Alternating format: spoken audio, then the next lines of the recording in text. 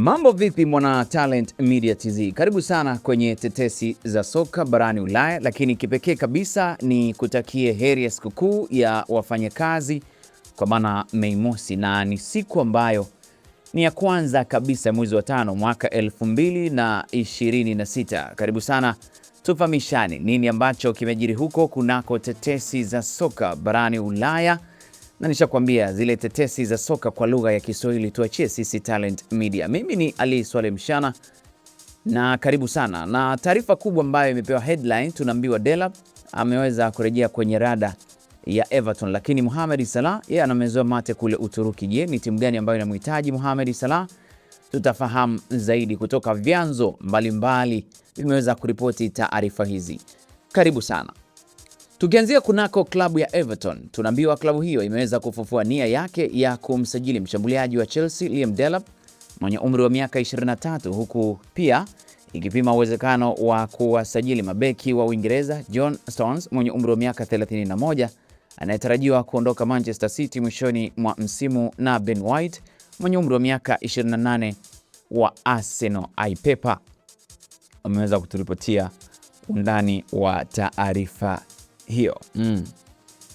Liam Delap huenda ikawa Everton ikaweza kumchukua, ngoja tuone. Lakini kunako klabu hiyo pia inamtaka kuongeza muda wa mkopo wa winga wa England Jack Grealish mwenye umri wa miaka 30 kutoka Manchester City, kwa maana Everton wanataka kuongeza muda wa mkopo wa winga wa England Jack Grealish ambaye ana umri wa miaka 30 kutokea pale Manchester City. Tusafiri hadi kunako klabu ya Liverpool ambapo tunaambiwa mshambuliaji wa Liverpool Mohamed Salah mwenye umri wa miaka 33 huenda akakata ofa kutoka ligi ya Saudia msimu huu wa joto, huku klabu ya Uturuki Fenerbahce ikitajwa kuwa kwenye nafasi nzuri ya kumsajili nyota huyo wa Misri. Sawa, Sport wameweza kutuambia undani wa taarifa hiyo. Lakini twende hadi darajani kunako klabu ya Chelsea. The Blues, tunaambiwa Chelsea inaamini inaweza kupata hadi pound milioni 60 kwa kumuuza mshambuliaji wa Senegal Nicolas Jackson mwenye umri wa miaka 24 ambaye ameitumikia Bayern Munich kwa mkopo msimu huu. Athletic wameweza kutupa undani wa taarifa hiyo. Sawa, tukienda hadi pale Old Trafford kunako klabu ya Manchester United, tunaambiwa klabu hiyo inamwania beki wa kushoto wa West Ham El Hadj Malik Diop mwenye umri wa miaka 21, huku nyota huyo wa Senegal akitajwa kama mbadala wa kuongeza ushindani wa Luke Shaw mwenye umri wa miaka 30 katika nafasi hiyo. Guardian ameweza kutuambia undani wa taarifa hiyo. Sawa, lakini Tottenham iko tayari kumuuza kipa wa Italia Guglielmo Vicario mwenye umri wa miaka 29 kwa Inter Milan msimu huu wa joto.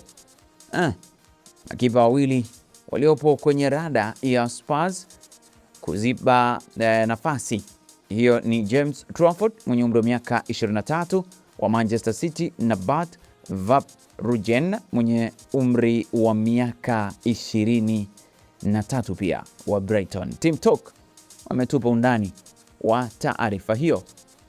Sawa, twende hadi Juventus kule Italia. Sasa klabu hiyo inamfukuzia kipa wa Liverpool Alisson Becker mwenye umri wa miaka 33, huku nyota huyo wa Brazil akiwa amebakisha mwaka mmoja pekee kwenye mkataba wake. Mail unaweza kutupa undani wa taarifa hiyo. Sawa, twende hadi kunako klabu ya Aston Villa, tunaambiwa inachunguza uwezekano wa kumsajili kiungo wa Morocco Azzedine Ouanahi mwenye umri wa miaka 26 kutoka Girona. Sports Boom ametupa undani wa taarifa hiyo.